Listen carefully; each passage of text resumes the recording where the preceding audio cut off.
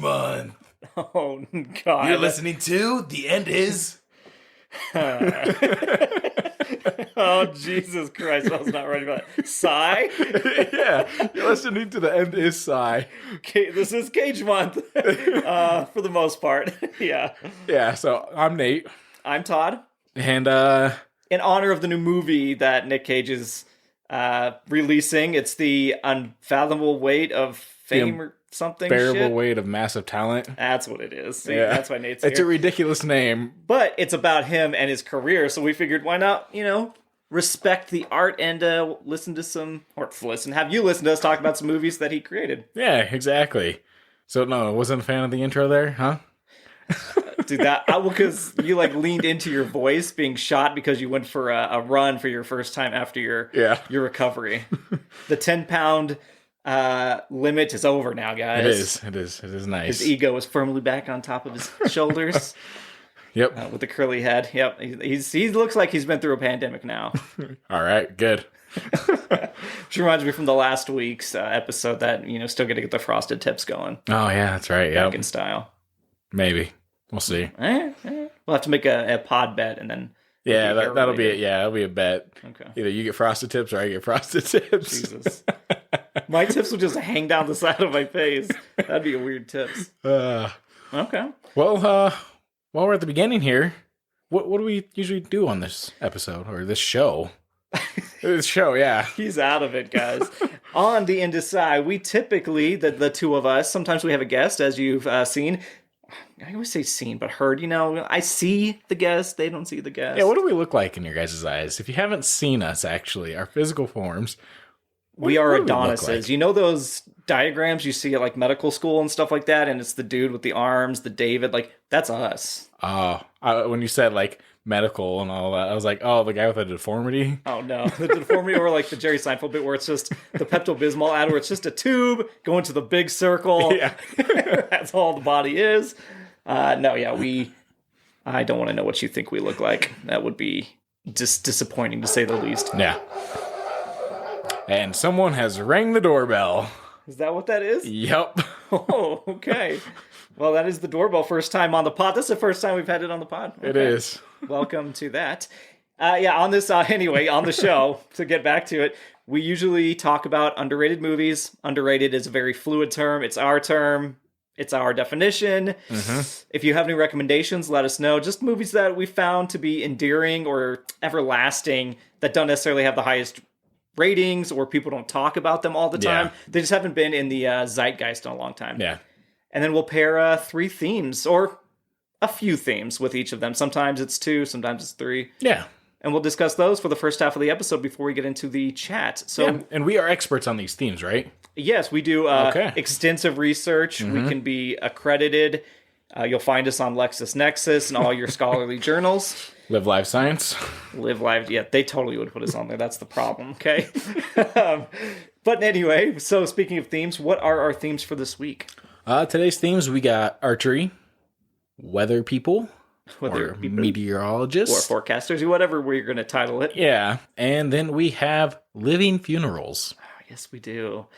To a very exciting topic, I'll tell you that much, because no one hears about them very much. No, I mean, well, we'll get to it. We'll get to it. Okay. Yeah. Yeah, those are the themes. But before we jump into them, we'd like to talk about the previous week. So, Nate, what have you been up to? Well, it's more of we failed a escape room. Oh, that we happened. Did fail an escape room. You're right. That happened. We've only finished one together. Yep, only one. And not just the two of us. We've done 4 together, I think, total. Yeah. We like to think we're smart and analytical and can solve puzzles and we're good at video games, all kind of shit. But I don't know, man. You're playing the room as much as you're playing the establishment that created the room as much as you're playing the room. Yeah.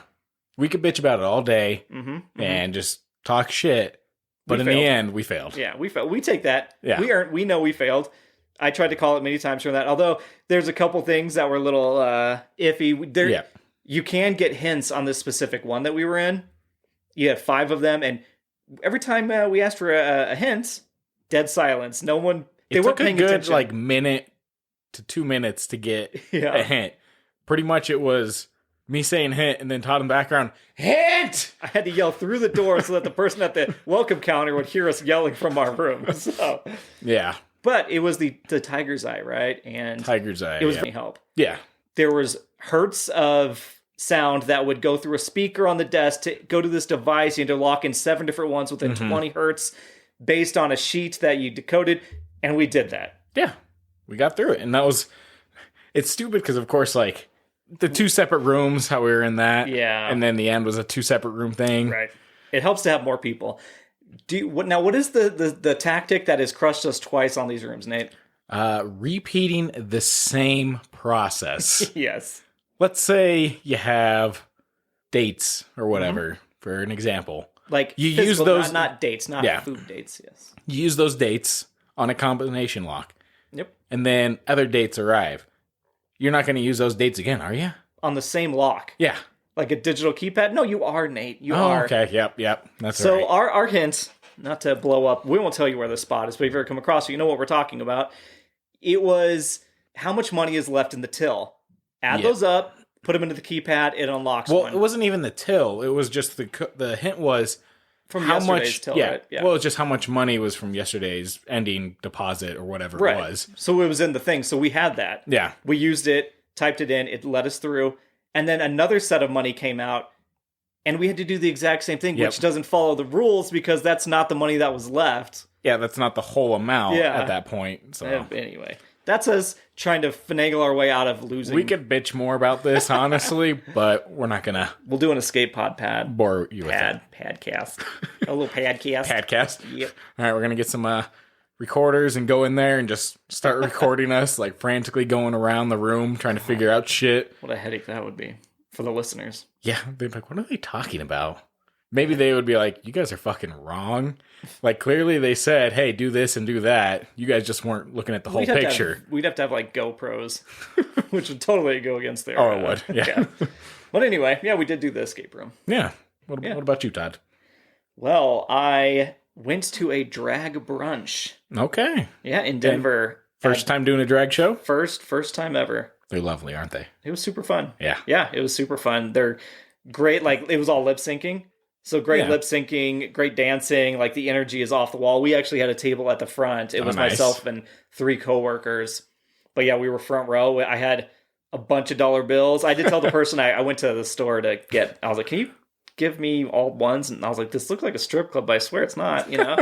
But anyway, yeah, we were handing out ones like crazy. It was really fun. The queens were great. There was, I think, 5 performers. Okay.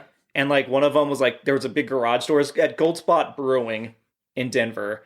And there's like a garage door. Some of those breweries have that kind of feature, you know? And they were like, one of them rolled underneath the door. Another performer ran out into the street in like this big yellow dress, stopping traffic. People that would ride by on their bikes would just kind of turn and see what's going on.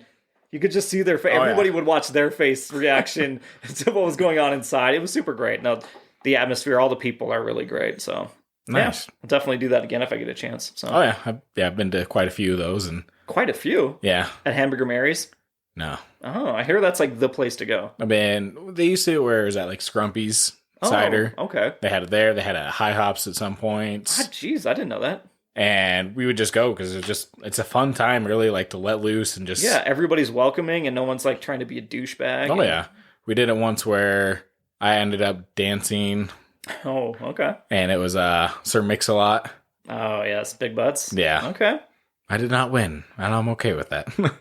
If you had one, I would have heard about it by now, I'd hope. Yeah, I'm sure you would have, yeah. Was there an award? They took you backstage and dressed you in drag. Oh, okay, so that wasn't before you went on. Yeah. That was just like if you win, you get to be dressed in up. drag. Okay. Yeah. Nice. Well, after that, we went to a secondary bar like across the street, and it was such a culture change. All of a sudden, it was like, you know, yeehaw, America. You know, and it's like, okay, we're all watching sports and drinking Michelob Ultra. And it was like, this group is like a block away, and they would have nothing to do with the group that was just there. No. But, it was, yeah. Which one do you think we had more fun at? I'm going to go with the brunch. I'm curious, what did you have for brunch? What was the meal? It was like an egg... I think it was like an egg souffle or something like that. It had, there's egg and fresh bacon, and the egg dish had tomatoes and chives and cheese and stuff like that. So no French toast, no pancake, no It waffles. was not that one. No. Damn. That's fine. Is it? Yeah. Nah. All We right. went there for the show, not for the... I didn't even think about the food. When it said brunch, I just was thinking brunch time, not I was okay. actually going to get food. And when I saw that there was food, I was like, oh, okay. Okay, that was not part of my plan. So brunch is a time to you, not a food. Yes. Okay, good to know. For that, it was. I was thinking drag brunch. I was like, okay, it's just going to be drag during the lunch time, like that morning-ish area. Not you're eating... Because I can't picture eating food at like a strip club. People will eat like steak and shit at strip clubs. Couldn't do that. And I'm not equating the two, but it's still a performance you go to see. And it's a little scandalous, you know. Your logic is It's solid. bullshit. Thank you. Solid logic. Bullshit. You're really aiming at something and you're not hitting the target. Oh, Jesus. I was really hoping you had a bullseye one in there or something like that. No, because you didn't hit the bullseye. You're way off. That was a 50. Kind of like when we have done archery before. We have done archery. Theme 1 archery, for the record. We need a little bumper right there. You know, a little dun-dun-dun-dun, theme 1, you know? I think I got something for that, actually. Do you? From an old recording. For us? Yeah. For all 3? I mean, it wouldn't have the theme 1, theme 2, 3, Oh, 3. well, that's necessary. But it's like after you took a drink one time, it was like... Oh, Like no. you smacked your lips in a tone, like in its own little beat. Guys, I'm melodic. Okay? Naturally melodic. So I got that on there. Fair enough. Well, then, let's start right into it. Yeah. What do you got for archery? So archery, man, dates back pretty far. Oh, you're doing the history. Okay, yeah, it does. It so sure 10,000 fucking does. BC. Yes. It is one of the greatest... Why did I say greatest? One of the oldest forms of survival is using a... I feel like it's pretty great. I mean... No, yeah, I just mean, I was trying to think of timeline, Okay. not how cool it is. If I were to ever go hunting, I feel like I would have to go bow and arrow rather than like a gun. Like, you want to go bow hunting. Yeah, if I were ever to go hunting. It feels a little bit more fair. Yeah, exactly. It's not fair at all still, but it's a little more. Yeah. You miss and you fuck up, they're probably not always dead, and they're going to have chance for the bear to kill you. Yep. Did you say 10,000 BC? That's what I have here, yeah. Because I've got all the way back to 60,000 BC on one, and then Owlcation, which it's a study of humanities, STEM, social science, academia, says it goes back all the way to 90,000 BCE. Arrowheads were found in North Africa. And can I just take a small detour that we are logical human beings, and we still use before Christ as our definition of time? Yeah. That's like BUE, before unicorn era. Like, what is... No offense to you people listening that hate me right now, but it's very weird that in a scientific way, we still use Christ as our determination between timelines? Probably it's just there, so why change it? What? Because science. But anyway. I don't know. The one that said 10,000 BC was from the Mesolithic World Archery era. Sport. Okay. And then I have another one that's from MadeHow.com, which is 50,000 years ago, is what it says. Let's just say it's very long ago. Yeah. Between 50,000 and 100,000 BC is what we're going with here. Yeah. And then also, according to MadeHow.com, so indigenous people use such weapons in every part of the world except Australia. I'm like, how do they know that? What do you like? Oh, just because wasn't Australia civilized way later because it was like people were brought to Australia for like the criminals and stuff from Europe, and that's why it became like that outback like that it's got the reputation. I don't know a lot of history, but I was going to say, that's fine. Australia's got fucking boomerangs. Yeah, they've got arrows that come back. Yeah, exactly. I was like, he kicks a bow and arrow in the ass. I don't know. I don't think I could. I'd rather have a bow and arrow to fight with than a boomerang. Okay, but you're just out in the open. Would you rather, just for fun, would you rather shoot at a target or fuck around with a boomerang? Target. Because I'm shooting at a target, it's usually going to either hit or go real near there. If I throw a boomerang and it doesn't come back... You're leaving it. You're walking away. Who am I going to go find a boomerang? No way. Now, if you're being attacked, would you rather throw a boomerang at something or shoot an arrow? If I was really good at the boomerang, I would take the boomerang. That's fucking... As that's of right bullshit. now, I would You would just take... hit it and it would fall. It doesn't even come back at you at that point. I would I would take the bow and arrow as of my skill set right now. I don't know. But I mean, if I ever got in a fight, like, I'd be like, I kicked the guy's ass with a boomerang. I don't know what this spring weather's done to you, but you think you are Superman. Your favorite superhero. Ugh, that guy. As our research, our very in-depth, thoroughly talked about together research, it ranges all over the place. Tons of different areas of the globe. So everybody kind of came up with that parallel thinking at the same time. Right? Let's shoot this fucking thing. And even cave paintings back in 20,000 BC depicted archers on the hunt and in battle. That's like Iberian Mediterranean basin in Spain. Like, that's where that was found. So it's like, shit, dude. I don't know how everybody was just like, oh, here's some bow and arrows. I can figure this out. Because, again, it's through all the ages. And there's no, like, one person that says, this group brought it over to this group. And this group took it to this group.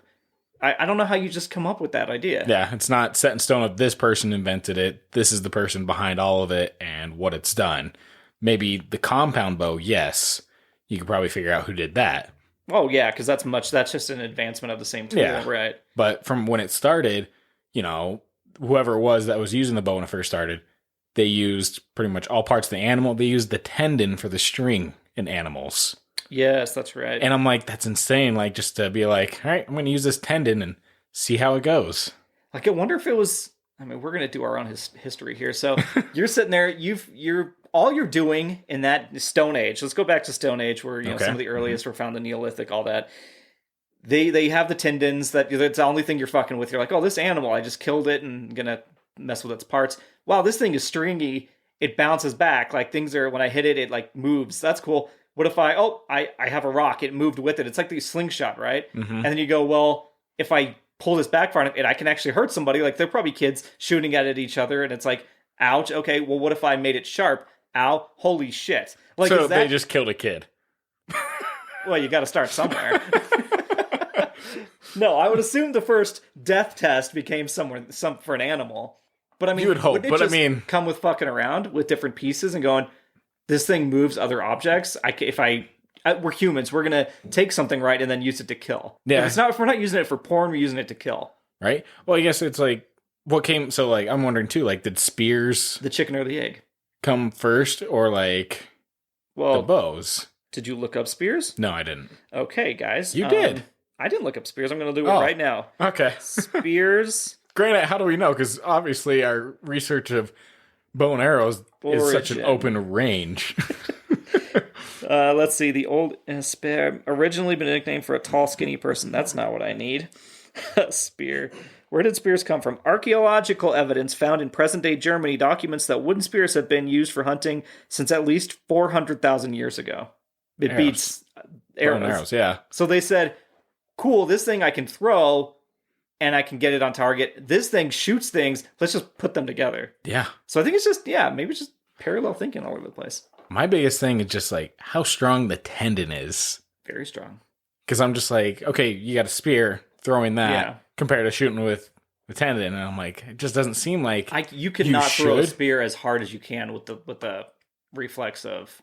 Yeah, but it's just one of those things like you're in shock about the anatomy of either animals or people in general. Like, well, and I think, even early civilizations would know that the smaller, like the item, like the smaller the spear, it's going to pierce better. Like, it needs to be small enough to pierce and go through. Yeah. Because a blunt, the bigger the object, the blunt, it's not going to maybe go through the skin. So they're like, well, let's have a way to throw tiny spears, right? Like, I want my spear to be tiny but still be effective. This thing does the job. Yeah, a lot of them died probably from infection. Or are you practicing on the children? Yeah, that's just, as Nate says, it's your first test subject.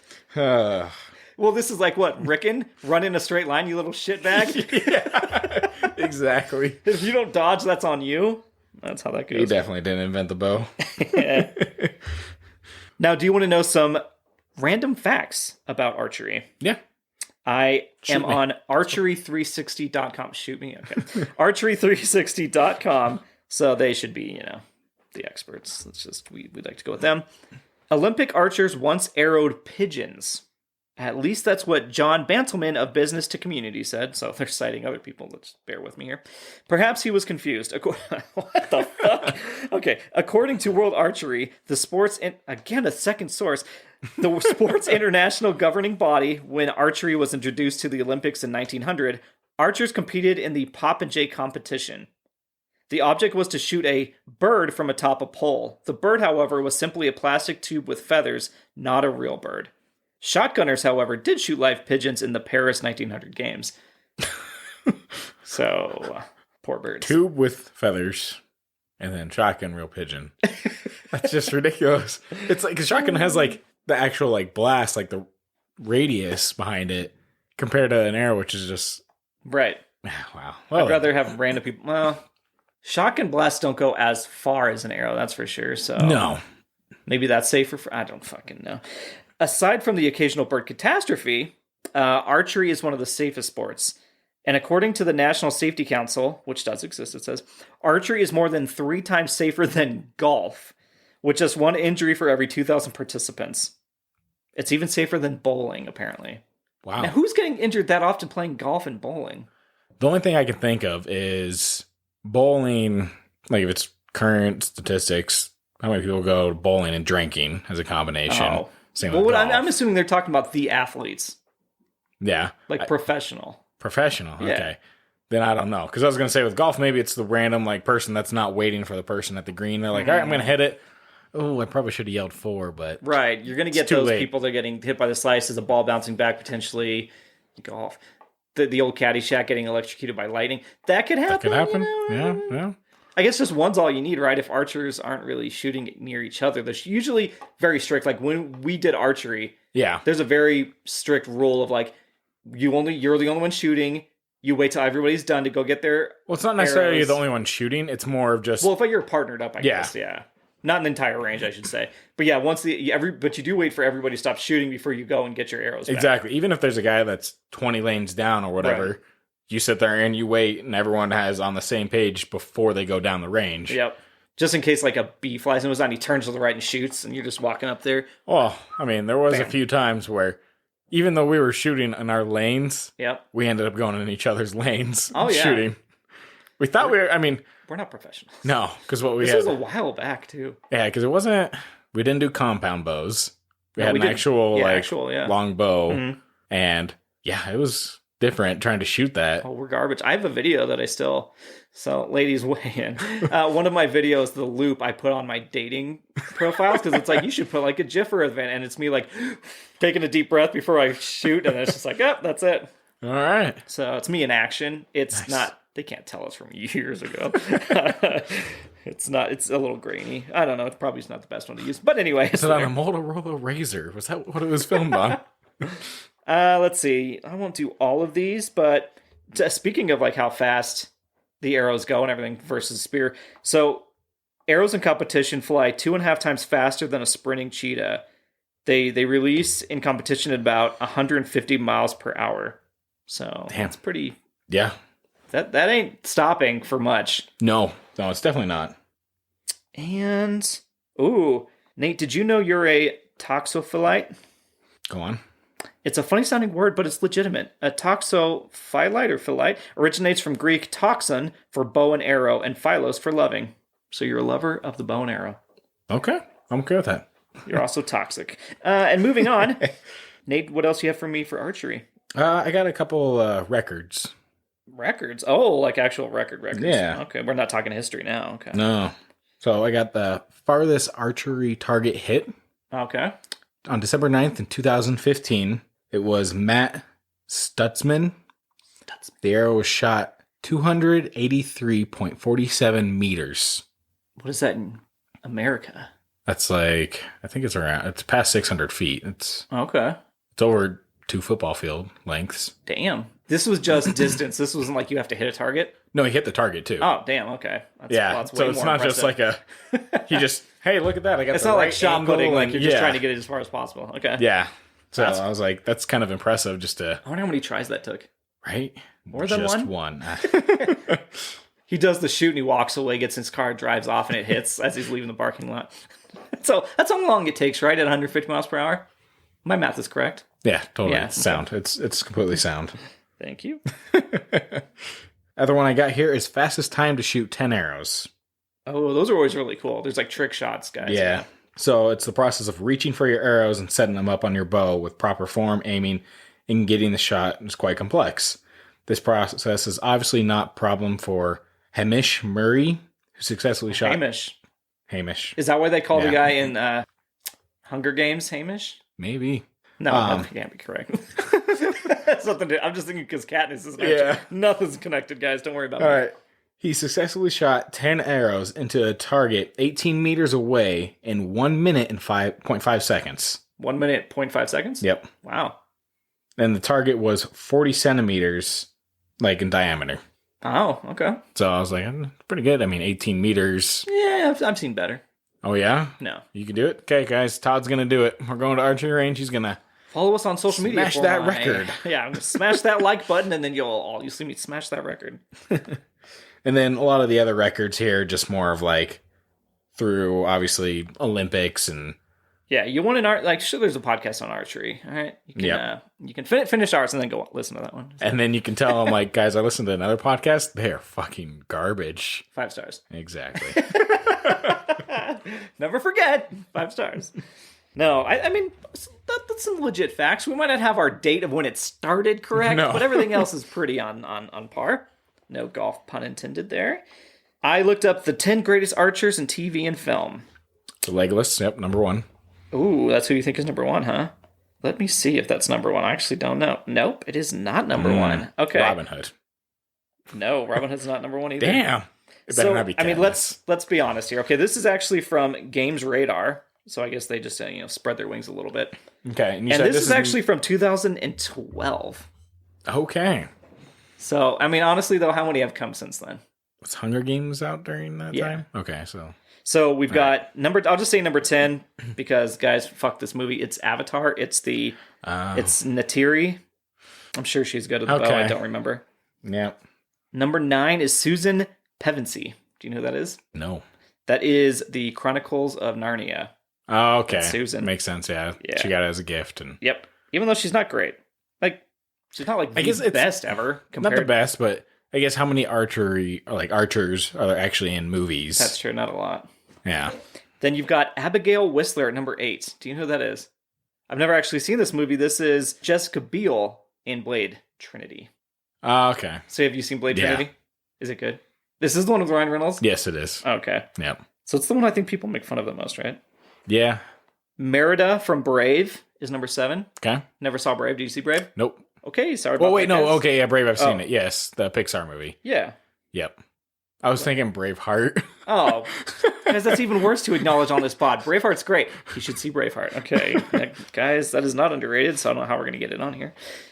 This person, I don't know who the fuck this is, but they're from DC Comics, so I should. Merlin, a.k.a. Arthur King. You can see a picture of him. It's a classic comic book character shooting archery stuff. This is film and TV? Oh, yeah, this is everything. Oh, everything. So even like games and comics? Oh, apparently. This is a DC comic. Unless he showed up in like the Arrow TV show or some shit. Oh, yeah, well, spoiler alert.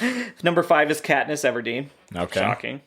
Number 4 is Legolas. Number 4. Who's beating him out? I gotta know who's beating him out. Who do you think is? Because I mean, like I even looked up. I was curious about Orlando Bloom and like archery. If he actually took up archery, and he actually recently posted like I think it was like a year ago that he was in his backyard just shooting archery for fun. Oh, that's cool. And I was like, that's nice. He's like still part of the art of something that he was in a role for. Yeah, makes sense. Once you pick up a hobby like that, it's pretty rare. You don't just like let that go. Right. Number 3 is actually Robin Hood in general. Okay. I mean, that's very vague. There's so many Robin Hoods. Right. Number 2 is Hawkeye. I feel like Legolas should be ahead of Hawkeye. 100%. As much as I am a Marvel fan, Legolas is makes more some bomb shots from like across caverns and shit. Yeah. Number 1, who out of all of those, Green Arrow. And it's the comic book version Green Arrow. Someone's like, a DC fanboy. They put in, obviously, like... Well, yeah, because then the Merlin guy, it says here, before becoming Green Arrow, Oliver Queen was inspired by the stories of Merlin, a master archer. Merlin spelled with Merlyn, so it's not even like Merlin the magician, who we all know from King Arthur stuff, so it's weird that they were even fucking with that. Huh. But, so feel free to tell us this list was absolute garbage, but 5 stars. Thank you so much. That's all I've got for archery. You want to move along from this engaging topic? If I could move on from Legolas not being Ooh, top 2 at least. Lego let it go is the list. All right. Jesus. All right. We're going to the next theme, guys. We're not even transitioning. With a cool transition. What is number 2? We are going on to meteorologists. The theme 2, meteorology. All right. There it is. There it is. I have the general, classic Todd style. I have the general definition of weather forecasting. So this is, again, it's a bunch of different terms. They all mean roughly the same thing. Mm-hmm. Weather forecasting is the application of science and technology to predict the conditions of the atmosphere for a given location and time. People have attempted to predict the weather informally for millennia. And this is all Wikipedia, so they're not fucking around, guys. And formally since the 19th century. Weather forecasts are made by collecting quantitative data about the current state of the atmosphere, land, and ocean, and using meteorology to project how the atmosphere will change at a given place. All right. Barometric, pressure, computer-based modules, teleconnections, chaotic nature of the atmosphere, it's hard to tell. All that good shit. Yep. Precipitation. Everything you're talking about, I understand completely. All the buzzwords, guys. All the buzzwords. So, do you watch the weather frequently still? I just look at the app on my phone. Right. So I used to watch channel 9 News? Sure. ABC Channel 5 9 News. I don't fuck Channel 5 9 News. That doesn't make any sense. I don't know. 5 9 59. Channel 5 News. Channel 6 9 News. I watch that every morning. I get ready for the day. No. But I used to watch them, and they have Marty Caniglio was really good with that. There was Amelia Earhart. She was super good with that. Like, I enjoyed having a routine where I'd watch them talk about the weather and be like, okay, that's what's going on. But then I stopped waking up that early, and it was like, well, that's not worth it. No. And then when I went into the pandemic, I wasn't going outside at all, so it didn't matter what the weather was like. There was nowhere to go or do. Like, you might go on for a walk, but I'd open the front door right at that point and be like, okay, that's a jacket. That was your weatherman? Okay. I mean, isn't that the weather? I mean... Pretty much, yeah. Am I supposed outside. to know if it's going to... If I look up and the sky isn't covered in dark gray clouds, it's not going to rain for me all of a sudden, right? Hopefully. Yeah, that's fair. It possibly could. No, so I don't really look at the weather anymore. How about you? I never had... obviously on my app, and that was about it, but never got into the whole watching a weatherman. Like, I don't know any of their fucking names. When you talked about it, I was like... I mean, sure, I watched them for a few years, guy. so I don't knew know. that one, yeah. I don't know them now. I couldn't tell you anybody else. Kylie Burse. I do know her, too. Okay. But she was also on that station, and now she's on TikTok, and she's for another company now, but she does TikToks where she says, well, this is our forecast for the week, and it's always cool. All right. I mean, I always think it's awesome, like, the fact that they're just going off the green screen. Oh, yeah. Obviously, they have the live feed to look at, see where they're pointing, but even then, I'd be ass backwards. How many people have been in, like, the Zoom meetings or anything like that, and they try to point to the screen next to them, like, oh, shit, wrong side, or oh, God. anything like that. Like an actual teleprompter? The screen and screen, right? Yeah. Well, even the weather people, like, they don't have a teleprompter, like the actual newscast people. They're just going up there and like, all right, this is what I have. Right. They're not reading off a script. They're just basically talking about the images they're talking. Jesus. They're talking about that. Guys, it's been a day. I don't know what's happening here. No, they're just talking about the images they're seeing. So it says like, it might show the area that they're talking about. Here's the different temperatures. They might see like the little graphic come in of the wind gust. And that's what that is telling them what to say. Like they're not they're not reading legitimately word for word. I was curious, like, I didn't want to watch all the videos on it, but the biggest like flubs but I didn't watch it. Why are you mentioning that now then? I just, if someone wants to look it up, they can. That's amazing. Yeah? All right. Hey, I hear this thing exists. If you guys want to go see it, check it out. It's out there. Yeah. It's out there. Okay, no, you can do that. I did look up the job requirements for being a meteorologist. And this is from Cron.com. Work.cron, so that's like time. Work time. Many meteorological job openings, especially those with local television newscasts, have low educational requirements for prospective hires. Okay.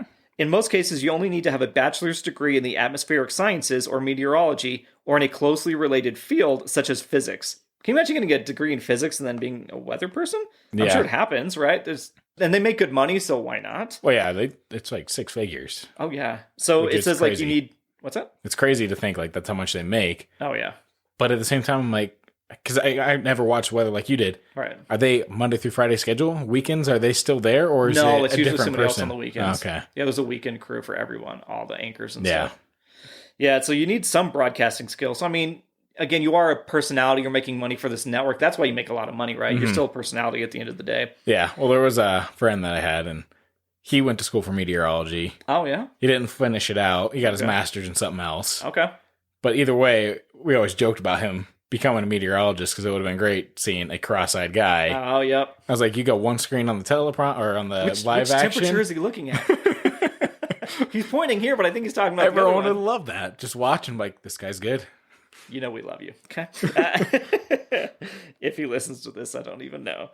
But yeah, you do need broadcasting skills. For on-air presenters in television or radio, employers like to see prior experience in the broadcasting industry or, other experience in front of a camera. So anything works. You need to be able to communicate versus just composing. So kind of like we were talking about. There's not really any scientific nuance to what they're talking about. They only strive to inform the public about basic weather conditions in the near future rather than explaining how it all works. And we'll get into the movie review where they kind of... They mentioned that a couple times. It's fucking wind. It blows everywhere. Spoiler alert. And yeah, so they'll say like, they'll rely on like bigger places like the National Weather Service that can like take atmospheric readings and stuff to like give them the information they need to pass on to like local level stuff. Right. With like floods and kids playing in sprinklers and things like there's some examples of like how to say like, this is how the weather is. You can go outside and hike today, blah, blah, blah. And there are meteorologist degrees. That's hard to say. Okay. To understand the workings of the atmosphere and compose intelligent forecasts yourself, you need a higher level of education. So, for instance, prospective meteorologists for the National Weather Service must demonstrate advanced proficiency in physics, calculus, computer science, and, of course, atmospheric science. The National Weather Association website maintains a list of schools across the U.S. that offer these degrees. I wonder if, like, the schools, obviously, you want them to be in a good weather area, or it's, like, one of those where, okay, you went to the university in California, so you're going to get hired by a California news station, more likely. Or something like... fucking graduate degree in weather, you can't just tell, like, well, my area is sunny, so I can talk about sunny things. Yeah. Like I understand that. Be able to go anywhere, right? You should, but I feel like, would you get more of a chance? You might get poached because there's that networking, right? Yeah. You're close to all those people, and that's maybe where you're doing internships and shadowing people is at those local stations. Right. So I could see that being a pathway to becoming a broadcaster or a forecaster. Like, so it's like, it says, the graduate degrees go a long way, blah, blah, blah. But the large markets obviously are the ones that are going to pay you more. So Los Angeles, New York, they require a lot of these higher degrees because you're informing millions more people. Yep. And so it makes sense. Yeah, somebody here in our local town can be like, yeah, the weather looks kind of like this, Hook, yuck, and it's fine. What is it, any of the other requirements, cunning, good looks, or anything like that? It doesn't say that, but that's actually number one. Oh, yeah, it's fucking number one. You got to have a presence. Yeah. Even if, like, right now, my shaggy-ass look could not pull off a weatherman. No, I can't pull it off. Yeah. Frumpy dude. Like, what am I going to pull off here? Like, they need to have you be able to wear a suit and have your hair, like, slicked.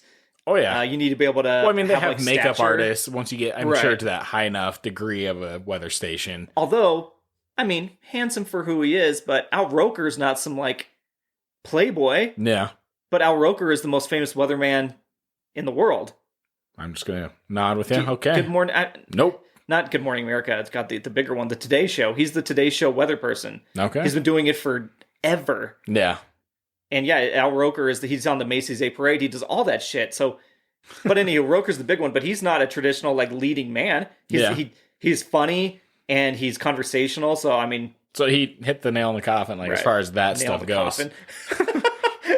That's not the phrase we're using. No, he hit the nail on the head for sure. Yeah, he hit the bullseye. Yes, he did. There we go. When it comes to it, maybe I was trying to segue to the next theme. No, that's the last thing. Yeah.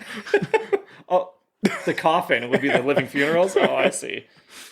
Guys, this is one of the most random episodes we've had so far. We're not even halfway through it. Yeah. Okay, so I do have some meteorology facts then.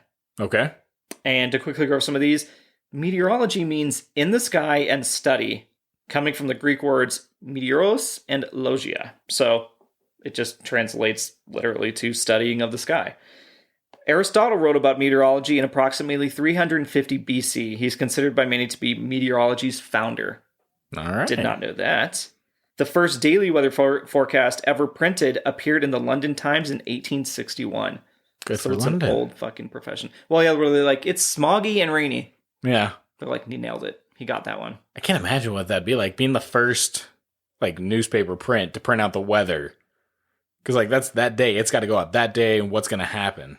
Well, all newspapers will release the weekly forecast. Well, yeah. But, like, to be the first one where... To be like, people want to know before they leave their home in the morning. Yeah. How early is that newspaper going to get delivered? 5 a.m. Did it say daily? But, yeah, the first daily weather forecast. Yeah, so maybe but daily can be daily as in like a full week's worth, right? You can go ahead. I don't know. You're saying that day. Guys, we're getting nitpicky here. This one leads right into kind of what we've already talked about. Many movies have been made with meteorology being the basis for the action. Some of these movies include Twister. What? Oh, The Day After Tomorrow, The Perfect Storm, and even Groundhog Day. All right. We know he was doing that. And, of course... Oh, Weatherman. The Weatherman Yeah. itself. Computers cannot do everything that meteorologists can do, so they cannot completely replace them, which probably not going to be true for forever. Humans are still needed to choose the best method of predicting weather. So, to go to this old human art of predicting weather... So that cloud looks angry. And is that what they're going off of? Yes. Here is what WikiHow, you know, that good old... Yep. How to predict the weather without a forecast, Nate. Number 1, the wind and the air. Detect the direction of the wind.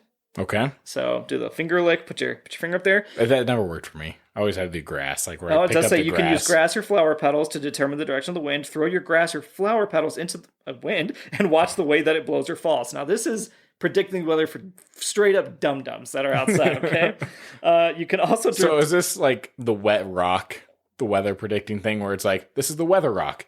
If it's wet, it's raining. If it's blowing, it's windy. Well, what is the one in Mean Girls when she squeezes her breast to like tell like whether it's going to rain or not? That was pretty funny. That was Amanda Seyfried. Yeah, so no, the second part, like I said, is you can also detect the direction of the wind by wetting your finger and holding it out. The side of your finger that gets cool will tell you from which direction the wind is blowing. So who is able to use the internet, look this up, read and comprehend, and still not know that that is what it's telling you? I don't know. But number 2, watch smoke from a fire. So just hope to God it's there. The air pressure determines what direction smoke will go. When smoke spirals downwards, it means that bad weather is very close. The low pressure system is already in place over your area. So that's kind of unique. Like if you're out camping and it goes down, you know that there's a storm front coming in. Makes sense. So I'm gonna keep that in the back of my head. Yeah. Going camping, you know. Is that sarcasm? No, it's not. I can't tell. Everybody, could you detect the sarcasm in his voice? 5 stars. 5 stars. Number 3, so there's only 4 steps, so we're burning through these. Number 3, watch for calm conditions. So that seems very vague. Before a storm, the low pressure system can push out the area's normal wind patterns. This creates a temporary calm, aka calm before the storm, begins. You'll notice a lack of wind, which creates a stillness over the area. If you're near water, it will be calm and still as well. So that indicates a coming storm, which would throw me off all the time. So it was just a nice day out. Yeah, exactly. That's what I was thinking. It's like, if it's just a nice day, then... Don't tell this to a paranoid person. Yeah. Number 4 is my favorite one. Take a deep breath. Close your eyes and smell the air, Nathan. Let's see. As I'm trying to mock you, smells become wet right before a storm, making them stronger. I understand that. Like people are like, "Oh, it smells like rain." Yeah, like, that's always been a thing. That's true. Before a storm, you should also notice a compost smell as plants release their waste. Or you're in Greeley. Got you, bitches. If you start to smell a compost scent, it likely means that a storm is coming. Or you shit your britches. If you are near a swamp... What if you're at a daycare center? Just could be the kids running around with shit in their pants. God, well, context clues is number 1. I'm just kidding, Greeley people. You know I love you. Again, we've talked about Greeley. I live there. I can say these things. If you're near a swamp, you will likely smell swamp gases right before a storm. Swamp gas smells like rotten eggs because it comes from decaying vegetation. I feel like we know these things. Oh, you know how I said there's only 4? There's 20. No, it just says like there's different methods for different ones. Okay. But we're going to stop there because that was method 1. And actually, method 1 ends with check for humidity. So pine cones can also tell you if it's humid because they will stay closed if the humidity is high, but will open if the air is dry. Okay. At that point, if you're checking the pine cones to see how much they've closed, you might know it's humid. Yeah. To the point that the fucking pine cone is closing? I mean, luckily, we live in The non-humid area. 2022. Oh, you mean the internet? And the internet exists, so there's that. And then, of course, there's the warnings now that come over your phones at times. That's true. We do get like severe warnings. Yeah. And I mean, again, younger generation, you know how we found out there was going to be a storm? You're listening to the radio. Oh, yeah, I that remember was always the stop, and everybody would stop and sit in their car, and everything would be silent. You just listen to that. Yeah. Yeah, exactly. Oh, this is a test. And you're like, damn, you guys. then it becomes a test. You're like, shit. Yeah. Well, even though that's the good thing.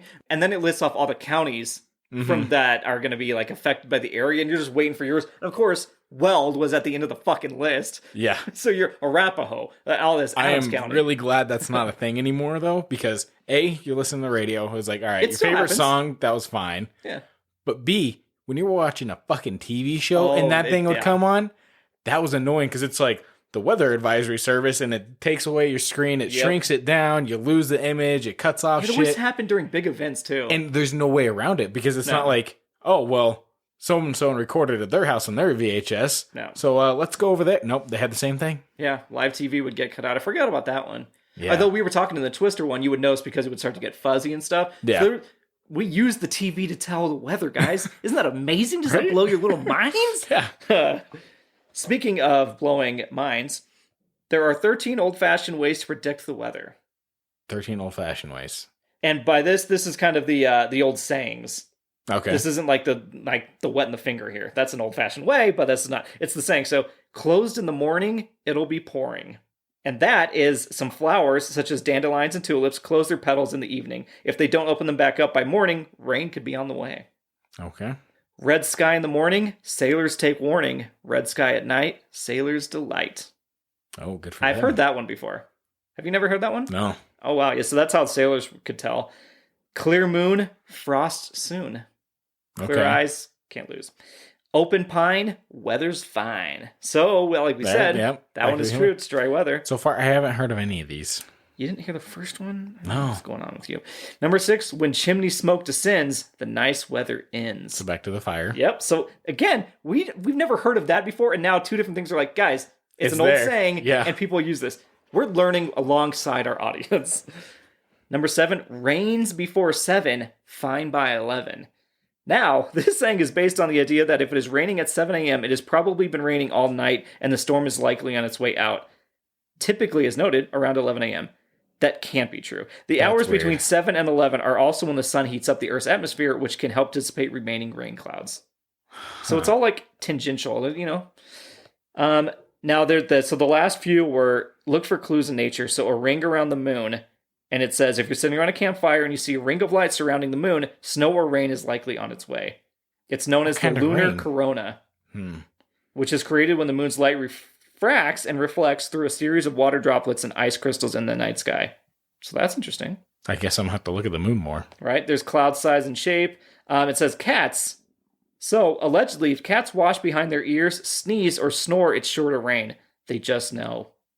All right. I'm going to take note of that one for sure. And I'm going to start looking at my cat and be like, what the fuck are you doing? Yeah. See if it's true. Cats are also little finicky bitches. They could do it just to fuck with you. Yeah. Crickets, other insects, they all kind of help you detect the weather. I'm not going to go into each one of them. If you want to know I was going to say, who's watching crickets? Well, you could listen for them. Oh, okay. Got it. Yeah, no one's watching a goddamn cricket. Unless it's Jiminy Cricket. Hey, Pinocchio? All right. No. Yeah. And then lightning and thunder. So that one's pretty fucking obvious. I ain't going to go into that one.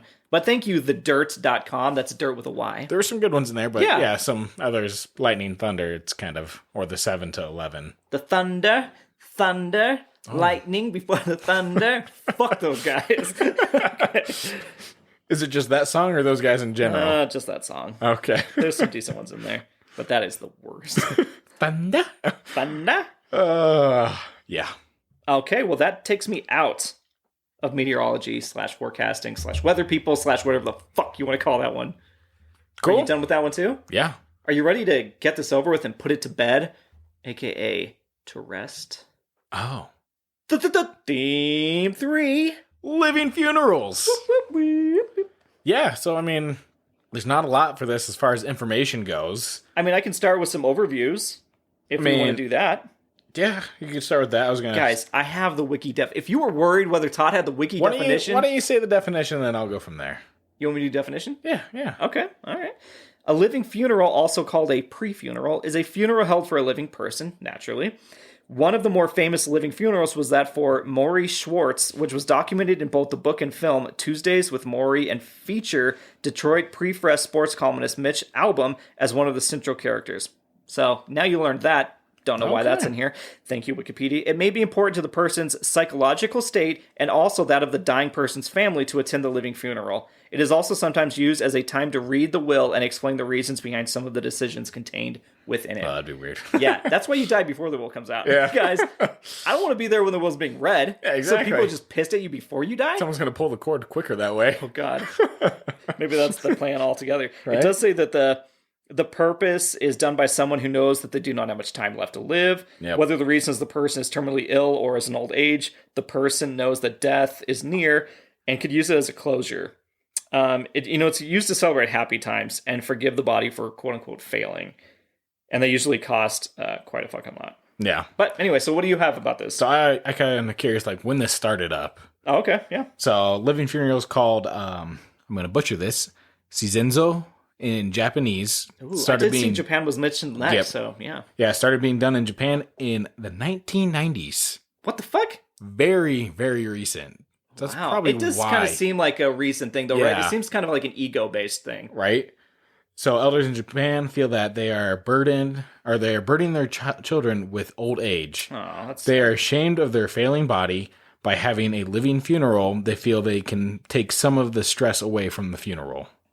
Okay. So, like, I kind of understand that, like, taking the stress away from the funeral part. If you've already, like, experienced, like, I guess that would be a big weight for people when they actually do pass, because you're like, well, I got a chance to hear the final words. I got to say my goodbyes. That's one of the biggest regrets, right? Right. It's weird because, like, yeah, you have that, but at the same time, like, how many people can go to the living funeral and also accept that at the same time? Right. That is the tougher one. Is like, because then you're going. Could I have a living funeral now, Nate, just in case I die? Like, could I have one and everybody would take it seriously? No. We're taking Todd to the strip club for his living funeral. Why don't my worst moments in life have to be accompanied by the strip club?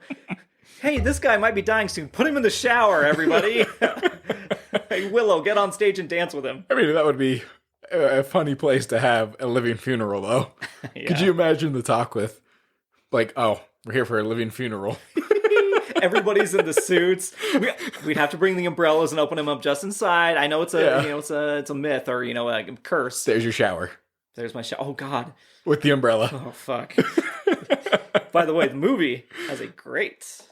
That is my funeral. That's the one. Yeah. They all open the doors at the same time. Anyway, we'll get to it. But I have nothing to add to what you just said. I don't know why I started talking.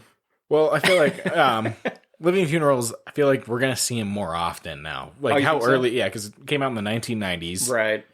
God, that's so new. With it being so new, obviously the next 10, 20 years, how many more of these are going to see? I just feel bad for I don't feel bad. It's more of like the people that live longer than they should. Oh, like they were supposed to die that from sounds a living bad funeral? Too. Yeah. No, that's fair. Like, I said they lived longer than they should. That sounds bad. Like they lived longer past. In quotes. Yeah. For I get it. It's in quotes. Either way, it's just like Nate you had a whole closure. You had a whole closure thing, but you're continuing on. Like that's awesome, right? But it sucks because like you went through that still. Yeah. What if like it was a terminal thing, and then somebody finally found a fucking cure, and you were the first one? You're like, sorry about that. Yeah. Guess you actually have to do this twice.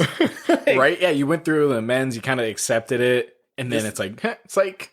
I mean, I get it. That's got to be a rare case, and that's a good case. Like that's when somebody's like, "Oh, doctor says you have, a year to live. This is terminal," and then they're like 20 years down the road, like, "Yeah, I'm still kicking." Right. That's great. That's what you want to hear and what we all want to experience if something were to happen to us or a family or somebody close, whatever. But in the off chance that is true, and you do have just months to live or a year, and you can plan this, again, like we were talking about earlier briefly, it gives the person that's going to be passing away chance to actually plan the funeral, help out with that a bit to make sure everything goes right. There's more, runway to make sure everything's done. Then nobody's stressing at the last minute. No one's surprised by it. You avoid a lot of that really horrible emotion that goes along with it. So obviously we have talked about planning our own funerals. Yes, we did talk about that in a previous episode. Yep. Now, a living funeral, obviously, if it was you or me, it's going to be an uncomfortable situation, right? You're going to your own living funeral. I would hate it. What are you going to do that's going to help you out through that situation? Like, what kind of food are you going to get? Like, what's going to be the thing that's like, okay, this will help me get by during this? Like, I know it's obviously not going to be enough to make you overthink what's going on, but hopefully... Well, okay, first question, I guess, before I answer that, would you ever plan one for yourself, or would you have to hope that somebody else does it? I would never plan one for myself, nor would I hope anyone would ever do one for me at the same time. Like, I understand the whole closure part. Yeah. But I don't know. I just... What if your like loved ones were like, we're doing it. Like, we're setting it. It's going to be, you just have to show up. Then I'll accept it. Right. But you would never actually do it yourself. No. Okay. That's same. I would never ask anyone to do it for me or do it myself. Right. I mean, we've already talked. I mean, yeah, but this is like, you're there. You're eating the food. Like, this is like, it's weird to say, like, this could be your final meal type thing. Like, it's not necessarily, but... Well, it's your probably final party, your final... Yeah. What would I have? He's got karaoke. Yep, I know that one for sure. No. As long as I don't have to do it. I'd rather die before I do karaoke. That's what I would say. And then I'd say, who's up first? Everyone would be like, oh, awkward. God, is that what we're here for? Cat out of the bag. Shit, that's a tough one, because, like, no food's going to make it cool. No. I think it would have to be, okay, you'd have to make it as least somber as possible, since it is supposed to celebrate you being alive. You get to talk and you don't want to just be sad and crying the whole time, right? That sucks. So I think it would have to be outside. It'd have to be on a nice sunny day outside. Yep. You'd have to have, lively music, maybe get a band that you probably like an 80s band, like cover band. Like a cover band. I mean, you could probably, with the living funeral, and some big bands will do separate parties. They might actually be more apt to do your party if you're like, you're my favorite band and I'm going to die. They'd be like, fuck, we'll give you a sweet deal. Yeah. We'll play this. So you can maybe find a good band to play there, or a local one or something. Right? Everybody knows kind of a... Until you live past your date and they just look at you what if every there's time. A fee? If you die by X, your family only owes this. Oh, jeez. It's funny, but that would suck, because it's like, they're like, all right, what's going on? You're God, still they call here. you the morning of. So looks like you're still alive, Nate. Can you send us this check, you bitch? Should have died. Then people are like doing fraud. They're killing. That's a whole movie where they're killing their family member to get out of paying it. It's like they're on the hook. That's a comedy right there. That is. Okay, guys, credit us. Mm-hmm. Stole their idea, 5 stars. Whatever you got to do. Okay. No, so those are my requirements. I think just location, kind of like the time of year. Maybe. Yeah, you can't really predict the time of year, but you can go somewhere that's warm. Yeah. What about you? So you're saying you want to go to a water park? Fuck no. Absolutely not. The beach, sure. No, a beachside villa would be cool. Yeah, I feel like somewhere fun would be good, just to kind of like release some of the tension. Mm-hmm. Breakfast food for me, though. I like breakfast food. That would, so it's not like a wedding. You would have a chance to eat your own fucking food. Yeah. Okay. Yeah. No. They're not like making you, like when people cling the glasses, so you have to kiss somebody. Do you have to like, what do you have to do? Do you have jumping jacks to show you're still alive? Tap on your wrist. Got a pulse. We're good. Pulse, yeah, that's a pulse check. Oh, you'd have to make it morbid as shit. Like, it'd have to be tongue in cheek. You'd have to have the person that's okay with all the jokes too. Right. I don't want to roast. There you go. I don't want to roast. Yeah. Because, like I was thinking, I don't like, having attention and stuff like that. And this was all it would be, is like the attention's on you. People are praising you, whatever. Yeah. It would be awkward, but you're thinking to yourself, well, I'm probably going to be dead, so it doesn't even fucking matter. Like, you can make me awkward because I'm going to be gone. Yep. So I guess I could, enjoy a nice roast or some whatever it is. Yeah. I can't, it's weird for me I don't want to praise. Yeah, but you would get it naturally if it's your fucking funeral. Yeah. Unless I guess it would happen. Yeah. Either way, yeah. I'd take a roast. Maybe I'd get a comedian or something like that. Okay. That would actually like feel bad rather than the band. No, okay. Like get a stand up. Yeah. That'd be great. Get your favorite guy. Did you watch the most recent season of Curb? No. So there's one, it's a living funeral that this guy wants, and so Larry goes to it, but they just want to, it's almost like appreciation, because I don't think he's dying, the guy. And so this person that's having it is staying in a separate room in the mansion on a live feed watching the funeral so he can react and see what people say about him. And of course, Larry is not having any of this, and he ruins the living funeral, whatever. So you got to watch that. It's super good if you want to see kind of how somebody like us would be like, that's fucking insane, right? Like if your friends were called into this and you didn't have something you were dying of. Yeah. Yeah. Anything else you got for living funerals? Oh, yeah. I've got an article here on medium.com. Okay. And this is not like spiritual medium, obviously. This is the medium we've referenced in the past. And it says 7 compelling reasons why a living funeral can make your final moments beautiful. So this is trying to tell you to do this shit. Don't Stockholm. What is it? It's not Stockholm. It's the one where you poison somebody constantly so that they're always sick. Oh, I don't know what that is. What? No. Oh God, what's it called? I'm not that mean. Somebody knows immediately. It is Munchausen's.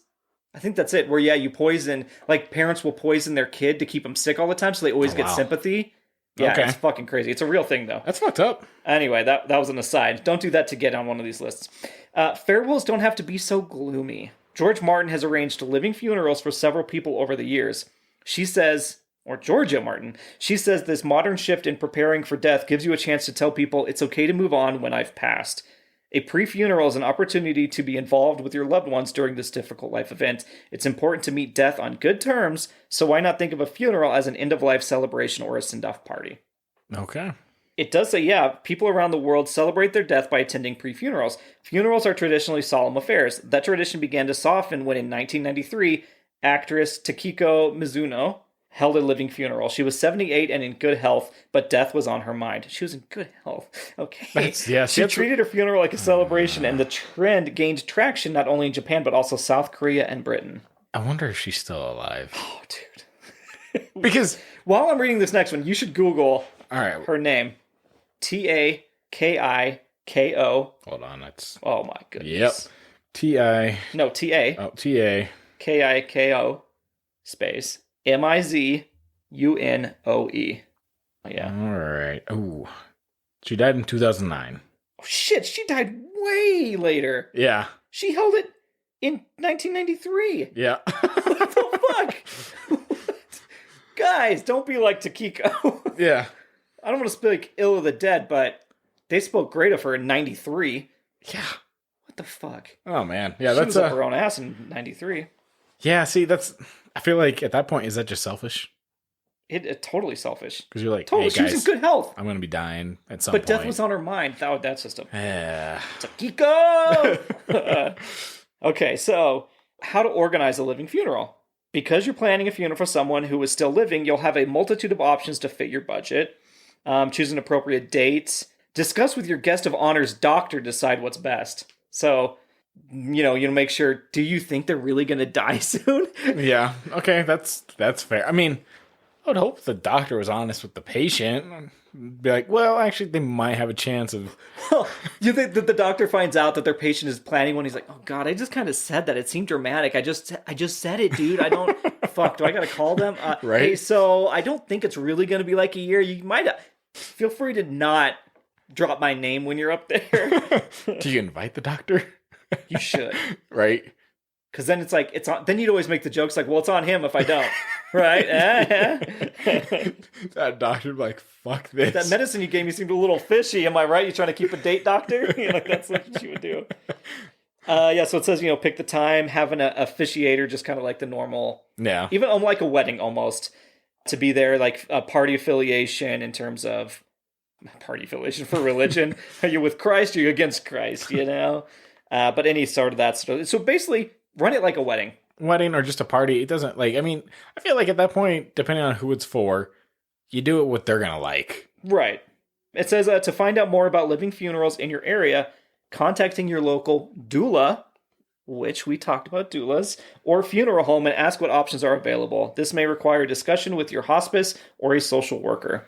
I don't think I would go to a funeral home for that. Like a funeral place to They're discuss. A little motivated. Well, you're not going to have a casket there either. Well, I guess you could probably just say, what would you normally do at a funeral? Can we get those items maybe? Or like that kind of... Yeah, I guess maybe something like that. Yeah, maybe they have the stuff to sell for that. Like that. Yeah. If you want to go with dark colors, though, do you want to go strict black on black? Or do you want to go like flamingo colors and print and shit? Probably just fun prank. Party America. Party America. Yeah. Okay. Well, you know what?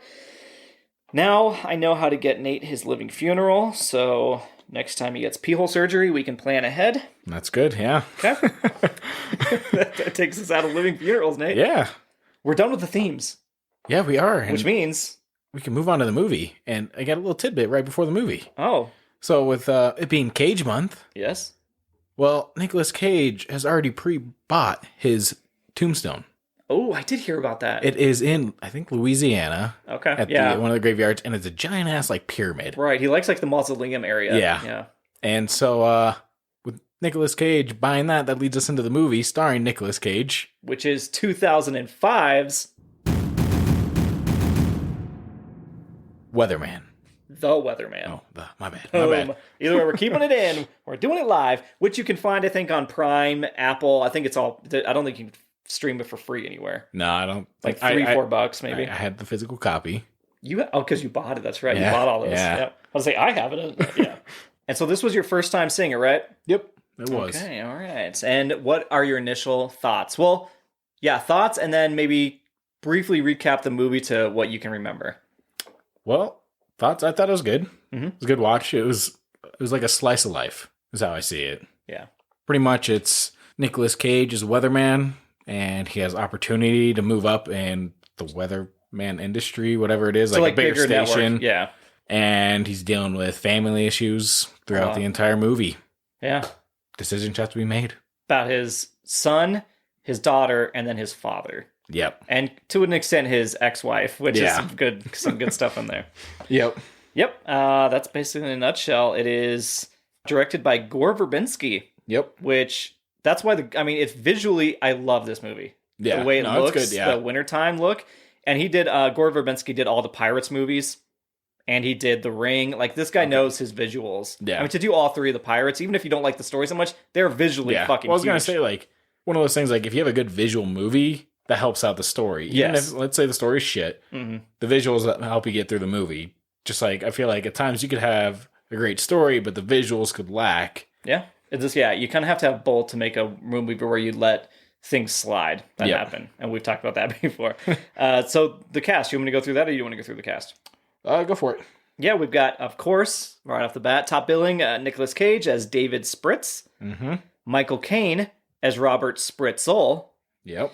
Which is his father, but you'll know the Spritzel was taken off for news weather effects for him. Well, it's kind of like Nicolas Cage. He actually changed his name in real life. Oh, what was his original name? He was, his last name, I think it was Coppola or something like that. Oh, like Coppola?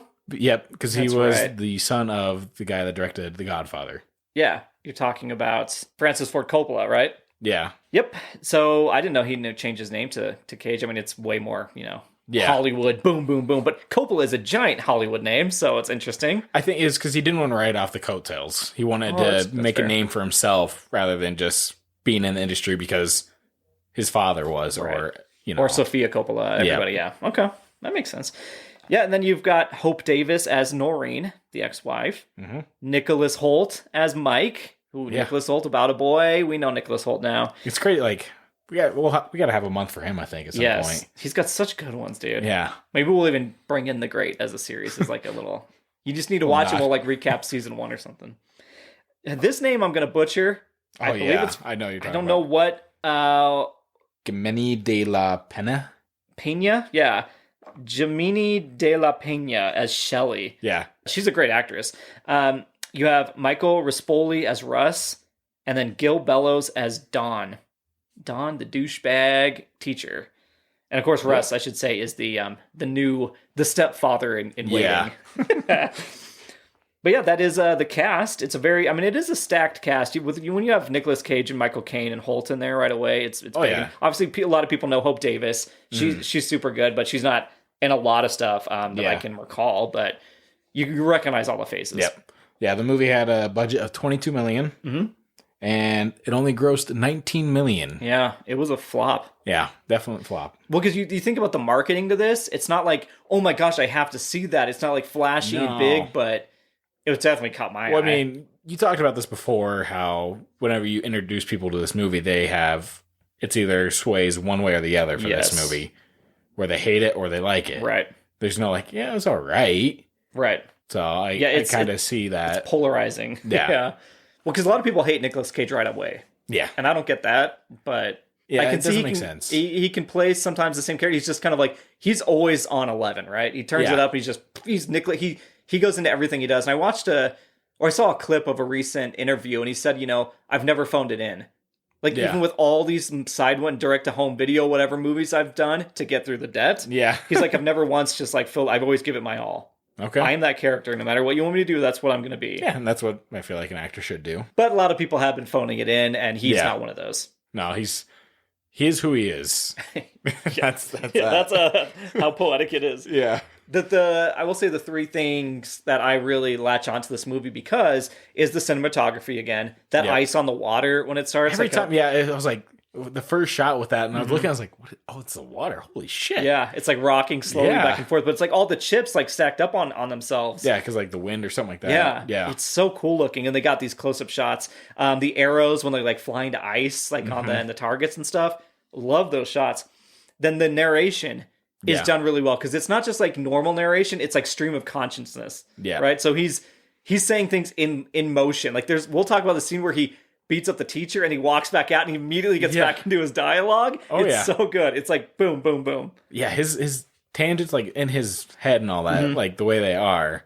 It's just like at times like you can relate. You're like, I've had tangents like that too. Oh, yeah. It's just like, oh shit. His tartar sauce tangent. His tartar sauce tangent is great. Yes, it's so good. Like that two dicks. Oh god, dude, it's so good. And then the tone of the movie is the third one, and again, it's that winter movie that you feel like it's cold when you're watching it. Right. Spoiler alert. I think for me, the one thing I like, how I said it's a slice of life where not everything works out, right? But you try to do what you can to get through. Yeah, and it's not necessarily the happiest ending.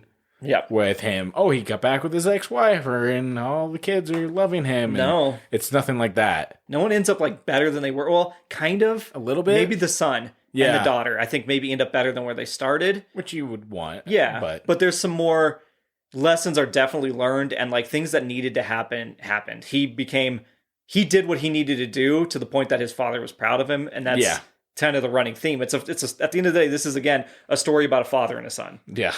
And then a father that's dealing with the family, of course, but it's really about his legacy with his dad. It is, yeah. Because his father, Michael Caine, is having the living funeral because he has carcinoma.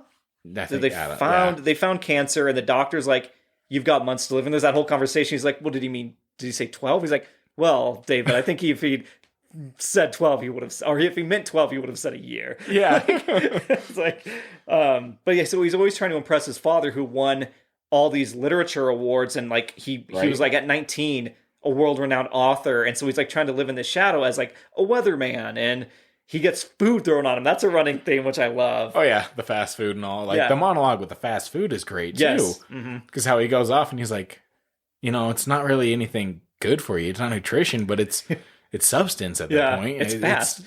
So they're okay with wasting it on me, and because then there's the part where he gets a Frosty thrown at him, and Michael Caine is like, "What's that?" Like he's so foreign to what a Frosty is at that point, and like you can see the not the hate, but like the discrimination, like in Nicolas Cage, like being like, "Oh god damn, I have to explain what this is and what happened," and he's just embarrassed. Yeah, it's like it's belittling to him to have to be like, "This is my father who's in these nice suits and talks proper and gives me all this advice, and here I am getting a Frosty is on my jacket, and I have to tell him this is a chocolate shake from Wendy's, and they throw food at me sometimes." And it's just like, shit. It's one of those, I'm like, did you ever get angry at the weather people for getting it wrong? Me? Yeah. No, fuck no. Because I always go, it's fucking bullshit. Yeah. Like, much as I like them and their personalities, it's to quote this movie, Nate, it says, "So what's it gonna do?" He's asking his meteorologist. He says, "What's it gonna do?" And he says, "I don't know. It's a guess. It's wind, man. It blows all over the place." Yeah. So this is what I imagine most weather people are getting from the behind the scenes guys. I don't know, man. I don't know what it's gonna fucking do. Because then even he yells it towards the end. I don't know, because his dad's like, "Well, you predict the weather you've gone through." It's like, I don't know what it's gonna do. It's wind. It blows all over the place. He's having a mental breakdown. It's a serious moment, but it's undercut by this like, fuck, I don't know what I'm doing. The weather, we always give shit to the weather people because they'll be like, it's going to be sunny for the next 5 days. And then 2 days later, it's a snowstorm. And you're like, well, what the fuck, guys? Yeah, exactly. And I don't get mad at them for it. I just don't take their advice anymore. Yeah. It's a general guideline. Exactly. It's like, okay, it could be around this. Don't expect this, but expect something around that. Yeah, it's the job where you can be wrong and still have a job, pretty much. Oh, yeah, 100%. What did you think about the daughter? And shit starts off right away with her going to get some cigs. So getting into... And she's young. Yeah, she is young. It's the relationship, obviously, you can tell he's not that close at that point with his daughter. He wants to, though, like, the stuff he does. Because he's going through, or the wife and him are getting a divorce. Yeah. They're going through it, right? Because it's not finalized. Because he's like, I'm trying to get back with you like, at one point. Yeah. But yeah, so then the kids are kind of estranged. Because at first, it starts off with a dancing class for her? Yeah, she's at ballet. Yeah, and then she wants to do archery. Yep. And that's where he decides he picks it up. Yeah, because they do it for like half a day. And then she's like, I don't want to do it because he was like, he paid for 9 lessons in advance. Yeah, used one. So he spent all this money ahead. I'm like, God, that would suck. Just be like, I spent all this money, and then the kid's like, no, not for me. Which has to happen all the fucking time. Oh, I'm sure it does. The parents out there are like, you know how much money I've wasted on my kids' extracurricular activities? Well, I mean, it kind of goes back to like Whip It and all that too last week. How she bought the dress, but like I would rather have her happiness. The $800 dress or whatever. Yeah. Well, the weirdest part for me of the daughter is after Michael Caine is like, they call her Camel Toe. That is I cringe every time. It's a great through line, but it's cringy as shit. Because he goes through and does like a whole shopping spree with her. Yep. And he sees the camel toe. And like the fact that it goes like the sound and then it goes to an actual camel toe. It shows like a few different camel toes, right? Like it bounces through like other actresses or whatever, other still images of camel toes. Yeah. Which, if you don't know what we're talking about when we say camel toe. Yeah, what is it, Todd? I should have written down what Michael Caine or have like quotes it, right? Yeah. Because he says it very to the point. It's when you can see the outline of a woman's vagina through her pants. Yeah, front wedgie, pretty much. A front wedgie. So for a guy, we call that a moose knuckle because you can see the testicles. But so yeah, his daughter is wearing too tight of clothing because she's a little heavier set. And so he does do the shopping spree, which is totally nice. Like he's like, that's how I'll try and fix it, make her feel good at the same time. And then he does ask her, why do you think they call you Camel Toe? And it's so sweet because she says, it's because I'm tough. Yeah. Because like camels walk around in the desert heat on the sand like I'm a tough person. And he's like, exactly. Yep. That's why you're Camel Toe. Yeah. It's a great thing. Like she said that because like, it's like, okay, what's the dad going to say to really like in that moment, was he going to be honest and be like, fuck, I gotta say, or was he going to, he should probably have the mom tell her. Yeah. I know that not every family has the mom to be able to say, sometimes the dads have to do that, but I feel like to maybe not have her wear such tight clothing in the future, you mention it so she understands. Exactly. Because what happens when she does use the internet? Yeah. She's going to find out very quickly that is not why they were calling her that. Exactly. But yeah, he does a good job of, picking out clothes afterwards, and she loves it, and they have a really good bonding moment at this time, and then it kind of fades away for the rest of the movie after that. Yeah, I mean, she's throughout it and stuff, because they go to the company event, and she is whiny as all hell. Like, I give her credit for being cool and stuff, but then there's some stuff she's... Oh, yeah. Well, when she's a sack race and she falls, she's like, you made me do that, and I hurt myself. It's like, chill the fuck out. Yeah. All right, just because you're uncoordinated, all right, this is fine. And you can see both of them in that moment. She's getting frustrated, he's getting frustrated. No one's really right, but man, she takes it to another level. I want to say, during that scene, like, when they first got to the ice skating rink, in the background, there's like some, like, figure skater out there doing, like, pure waves or whatever. Oh, really? Like, I was like, the fuck is this all of a sudden? I imagine the company hired her, right, for their event? Maybe, or just, I was just imagining, like, this weird-ass extra got in there and was like, watch me stunt my shit out here, and I'm just going to throw it out on the table. It's another family. The dad's like, get out there, honey, show them what you can do. You're going to be famous. Right? No, she got on camera. Yeah, I did not pick up on that one. But so he does try a bunch of different things, and that's kind of like the plot for them is how to make her feel comfortable, and she's unhappy with what she's doing. Meet her in the middle, like let's find things she likes to do, and so they're kind of in that search. Yeah. And so then I'll pivot over to Mike. How do you feel about his storyline? So Nicholas Hoult, it's weird at first because like they're in there shopping at some store, retail store. At the mall, yeah. And they run into his, what was it, counselor, right? Don, the counselor. Yeah. Yep. And the counselor buys him a sweater. Well, he steals it. Or he puts it in his bag. But he Like, I get a steals it, I discount, think, right? though. Is what he was saying at but first. I think he stole it. Yeah. So Or it's no, just- maybe he didn't. He just put it in his bag to buy later. I guess I'm confused I on don't that know. one. Yeah. Either way, it was creepy. Because it was like, he was like, oh yeah, let me buy that for sure. And Well, I guess it doesn't come off as creepy first. This is how he Yeah. like ropes him in. yeah, it's creepy when he goes over for dinner. Dude, that's so bad. So Because you would think Mike's old enough to know you don't take your shirt off and take pictures for a strange dude yeah, in his home eating Well, 'cause, dinner like, by yourself. he's talking to the counselor. I don't know, like, obviously what the counselor knows about him, But he knows he before wants that. a camera, right? Yeah, and so he's into cameras. Then he starts taking pictures. He's like, "Oh, you're pretty strong and all that too. Why don't you God. take your shirt off?" And then from there, you're just like, Fuck. It's this going down guy this road. is Yeah. shit." And nothing's. I mean, Nothing does happen between them, luckily. Yes. Because from we hear third hand that he got into a fight with him. exactly. And So then the he teacher was like, did- oh, he stole something from me. So he's like, Yeah. yeah. It was very awkward. Like, it was well done, Yeah. but very awkward at the same time. It's very real. It feels very real. And it's just one of those things, like, good on Nicholas Hoult. Like, the stuff he's like, from the kid actor to the Yes. teenage actor, like, To his he's stuff now, yeah. done like a lot of good stuff, and Mm-hmm. he stayed in the acting gig throughout all this time. Yeah, he seems very well rounded for all I've seen. Yeah, he's Yeah, great. Again, I've mentioned I love that actor. He's so good. yeah, But yeah, then I guess we can jump to one of the favorite scenes. Is that then Michael Caine finds out, he hears that this fight is happening. Nicolas Cage hears a lot of things third hand because he's always traveling for work and he's Yep. busy. So that's one of the big issues is like he can't focus on his family, right? He does hear about it. And he's like, what are you going to, or he doesn't even say, what are you going to do about it, Yeah. David? He just says, this is what's happening. And David takes it upon himself to go handle this shit.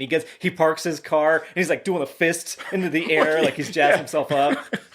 yeah. The part where he's just outside of his car, like, Yeah. yeah, I got this. Well, and so the inner dialogue is about him getting hit by a pie yeah, because he had gotten hit by an apple pie from a McDonald's. hot apple pie. Yeah. He's like, yeah, they didn't mess around when it was hot. Yeah, and he's like, well, clowns get hit by pies, right? And he's like, I guess this is thing. So he's talking about, his dialogue is all about getting hit by a pie and how clowns have to deal with this. Mm-hmm. And then so he walks up he sees the guy walking into his home, and so he confronts him there. He walks up, grabs him, throws him down, starts beating the shit out of him. Oh yeah, he wails He's on like, him. he's just a kid, you know, and I'll fucking, like, I don't know what he says, like, I'll fucking turn you in because I know that you stole that, or the camera, and he hits him with the camera. Yep. He just does the whole threat and everything.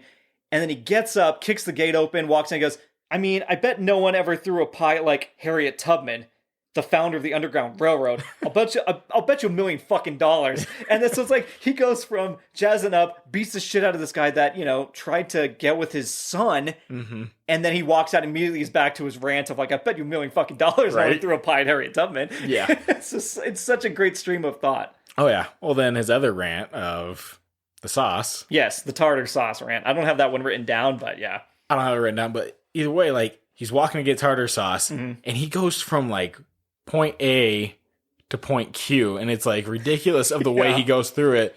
Because then there's, of course, like, he's walking behind a girl, and he's like, "That's a nice ass. I'd eat that ass and all that." I like to bury my face between Yeah, he's that. like, and he's like, you know, some people don't like eating pussy, and he just goes on that rant. He's like, you know, I'd like to have 2 dicks as well. You know, that'd be nice. Yeah, because before he's like, tartar sauce.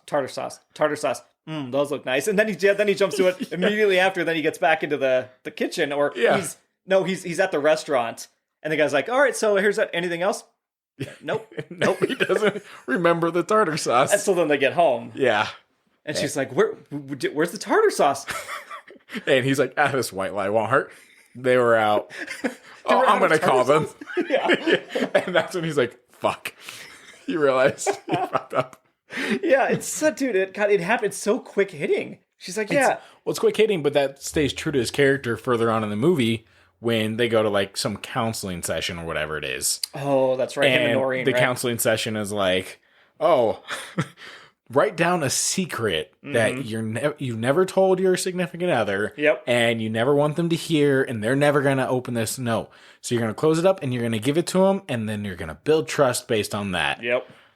And what does he do? He goes into the bathroom, during the meeting itself, not even like further away, opens up, someone walks in, he's like, ah shit. Yep. And then he reads it, and it's about his book and how she's like, it sucks. It's fucking horrible. I hated it. Yep. And he's just pissed about it. And then later on, they get to the diner. Yep. And he's like, so what was it about this sucked? Like, he just brings it out like, hey, I read the fucking note. Nothing about, like, he's not hiding it in any context or anything like that. He could have been like, hey, so I wrote a new draft for my book. If you want to give it a read. Nothing like that. And then she reads his note. Yeah, and I wrote down the note. Did you write down the note? No, I know what it says, but go for it. Yeah, it says, she's like, fine, you want me to read it? And he's like, no, you don't have to. No, and she's like, okay, so throughout our marriage, BJ's lacked enthusiasm, had difference of opinion about how important that was. I thought very. Like, right there, I was like, you fucking idiot. Why would you say that? Like, that doesn't make any sense of... Especially after you read hers and you let her know, she's going to read yours. Yeah. And then she does that whole thing of like, well, I wasn't happy when your cock was in my mouth. And Shelly's like at the door, and she's like, oh, honey. But yeah, that was the other thing. Yeah, she walks up to the door, and she's hearing this whole tangent she's having about her dad's cock and her mom's mouth. Oh, God. But it was, God. And again, this movie, I don't know why people don't latch on. I think it's just because they don't, I don't know if they just don't give it a chance, or they see the title, or maybe the picture doesn't look very, it's just like, it's very backlit gray, you know, he's got his bow and arrow and he's in a suit. It's like, there's just so many good things to glean into this. Well, there is. And like I said, it's nice rather than, like I said, the happy endings all the time. It's a real ending. It is. It totally is. Because really, to jump to the end, you know, he gets his promotion with Good Morning America, I believe, and moves to New York City, further away from the kids. But, you know, Mike doesn't have to deal with the counselor. He had that bonding moment afterwards. Like, I took care of it. And he's like, cool. Yeah. What are you eating there? Corn dog? And then they did corn dog, and they sit there and puts his arm awkwardly around him. The whole comment there, too, is like, don't do grown-up things you don't have to do. Exactly. It was like the whole, hey, don't grow up. Just be a kid. Enjoy life. Yep. So he did what the father had to do, right? Yep. He did it. Or the parents, I should say. And then Shelly's happy. But then then the Noreen thing doesn't ever get solved, because obviously he's a piece of shit. He's a piece of shit. And at one point, he almost fucking shoots her current boyfriend with an arrow. That scene. At the living funeral. Yeah, at the living funeral. He's like out there shooting the arrows, just relaxing. Poor Russ. And I'm surprised, like, he doesn't run or like, hey, what the fuck is he doing? Like, he's not freaking out in that moment. You can tell it in his eyes. He's like, shit, because he doesn't think, well, this guy's not actually going to shoot a fucking arrow at me, right? Yeah. But he is aiming at me from across the yard or whatever. Either way, I'm not taking this lightly. Right. Fuck off. Yeah. Well, because, I mean, shit, he slaps Russ with a glove. Yeah. He's like, if you don't want your dad to think you're a silly fuck, don't slap a guy with a glove or whatever, you know? Like, he's like... Exactly. Because the dad...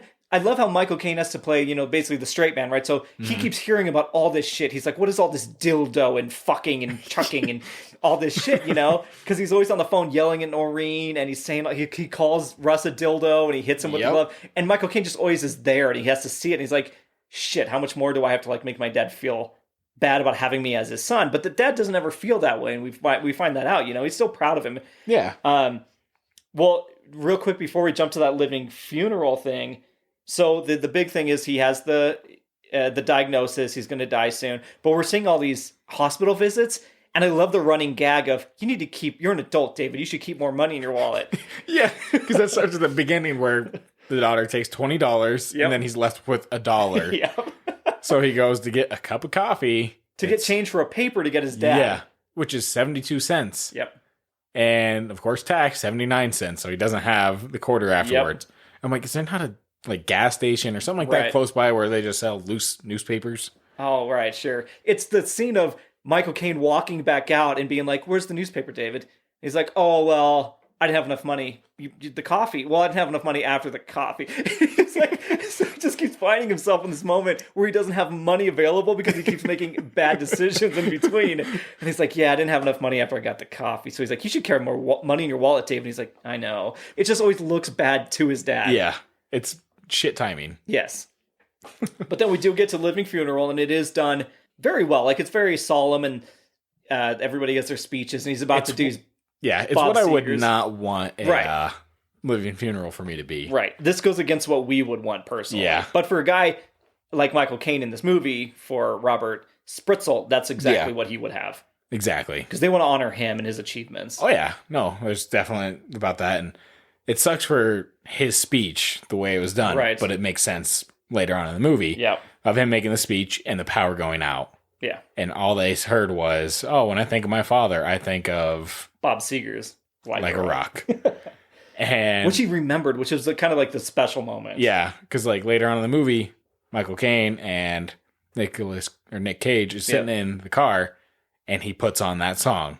Like a Rock. Yep. And right there when you hear that, you're like, ah, shit, this is a really good scene of like just putting this on like, hey, I heard what you said. And I know I'm not like the most like attached or loving father kind of in a sense, but I listened. I, listened to what you had to say and I went in, listened to the song and. Yeah, because he's like, this is the part and it's like, you're always standing firm through, you always know what's right. I should have probably written down the fucking lyrics, but if you know, like a rock, strong as I can be. So he's like, I don't get it, but this is the part I want you to hear. You're always there.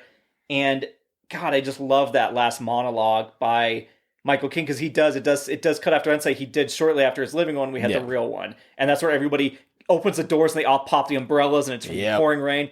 It's my favorite funeral. But I can imagine all the doors open the same. I'm like, what the fuck are you guys doing? Yeah, everybody's like, ready? Hands up, go now. Yeah.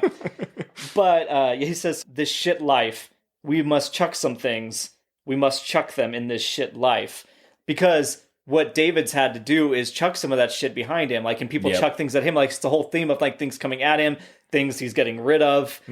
He has to make the decision to go make more money at Good Morning America. He has to pursue what he's been dreaming of. Yep. He's still going to take care of the kids. He became the father. And that little moment where Michael Caine acknowledges that I took care of it, he won't be bothering him anymore. Yeah. He's like, good job, David. I'm proud of you or something. It's just like, it's so simple. And that means everything to him because the dad doesn't seem very loving, but he is. He's just in his own way. Yep. And I mean, this movie's like just under 2 hours, I think. It's an hour and like 45. Okay, so it's just in there. Yeah. So it's like, I think that's my favorite length for a movie. It feels good. It's a quick clip. But I mean, it has a lot going on. There's a lot of meaning behind the stuff that's on the surface. Yeah. So going back to the fast food thrown at him. At the end of the movie, it's always great too, because he's like, it's nice. I don't get fast food thrown at me anymore. It could be because I'm carrying a bow with me. And I just him in New York carrying a bow and arrow with him. I'm like, fuck. No one's fucking with them. I was like, I hope it's not because of that, but makes sense. Because it's that shot of him walking against the crowd with the bow and arrow in his suit, and it's like, that's a great shot. It is. It's such a cool thing to see him going his own way finally, right? And he's not trying to impress everybody. He figured out who he was. Yeah, he's doing it for himself and not for anyone else. Yeah. To touch upon that food thing again, that is smart as shit movie product placement. Oh, yeah. Because it's all just naturally in the movie of what his character goes through. Because it's like, it's a big gulp. God, now we're in the hit me. It was a big gulp, And he's like, she's like, oh God. But like, everybody just accepts that it happens to him. Yeah. Because when he gets hit with the apple pie, that's when he chases down the car. Yeah. Because people think they can just abuse him. Like that guy when he's like, you're on TV, bro. You're on TV. And he's like, yeah, I know you keep saying that, but like, I'm a human being. Yep. So how do you feel about celebrities being talked to? The beginning scene and all that. That's like right towards the beginning. Yeah. And he's just trying to live his life. And I really enjoyed that scene because it's like, fuck you, fuck this, fuck that, fuck. And it's just Obama fucks, but it all works out from there. But no, I see where he's coming from. It's one of those things like when you have that celebrity status, eyes are on you. You need to have a good demeanor, make sure you put out good morals. Right. But at the same time, people need to respect their boundaries. Yeah. Because they just want to live their life too. Fuck, I can't imagine what it's like if you want to just go out for a bite to eat or, a drink or anything like that. What you have to think, you're like, oh, fuck, do I want to go out right now? Am I in the mood to deal with people possibly? Right. So it comes down to those verbal and visual cues at first, right? Because there's one time when he does the newspaper thing, the guy's like, hey, what's the spritzer this week? And he's like, oh, I think it's whatever. He's like, okay, cool. Or the nipper, the spritz nipper or whatever. He's like, nipper, okay, that's what it is. Cool. And he's like, yep. But that other guy, he was like, you know what? Oh, I'm not that guy. That's your cue to be like, he doesn't want to be talked to right now. Exactly. But then he looks at the paper like, okay. Okay. Yeah, bro. You're on TV. And it's like, fuck you, dude. Yeah. Like, he could have gone about that different. But like, listen, you could have just told me you don't want to talk to me or anything like that. Right. That's fine too. But to go off like, oh, fuck you. That's not cool, man. Yeah. It's a whole thing. But that is The Weatherman. Yeah. Good movie. Check it out. Yeah, for sure. Of course it is. I think it's one of his underrated Nick Cages. We will get into not underrated Nick Cage movies coming up. Yeah. What were you talking about next week, Nate? Next week? Fuck. Jeez. Let's do The Rock. The Rock. Yeah. Yep, Nick Cage and Nicolas Cage and Sean Connery. The Michael Bay film. This is before Michael Bay went full Michael Bay. Yeah. So you never go full Michael Bay. You never go full Michael Bay. That's how you get Transformers. It's like an STI as a Transformer. Yeah, recently he just said like he felt bad for making too many Transformer movies, apparently. Oh, like he didn't have enough time to figure that out? Okay. Uh-huh. Wow. Well, that doesn't do anybody any favors. Nope. Well, that brings us to recommendations. Yeah. Just general life things we are watching or reading or whatever. Mm-hmm. Well, with mine, I am going to go with Moon Knight. I will co-sign that, but you can talk about it. Yeah. It's a good show. I mean, obviously, once again, I'm part of different like Moon Knight groups. I'm a big Moon Knight fanboy. He's a huge Moon Knight guy. But the thing is, you're not going to be able to follow the source material. There's so much to go off. You just base it around that and you're fine. But there are some people that are like, oh, what the fuck is this? This is garbage. It's not the Moon Knight I know. And I could see. I was curious. Having watched it, the entire time I was like, is Nate going to like that? Is he going to get that reference? Is Nate going to enjoy this interpretation? Oh, it is Mark Spector. Okay, great. Yeah. Like all that stuff. So there were certain things. The visuals look really cool. Yeah, it's a good show. And I like the storytelling that they do behind it because Moon Knight has DID, which is dissociative identity disorder. Yep.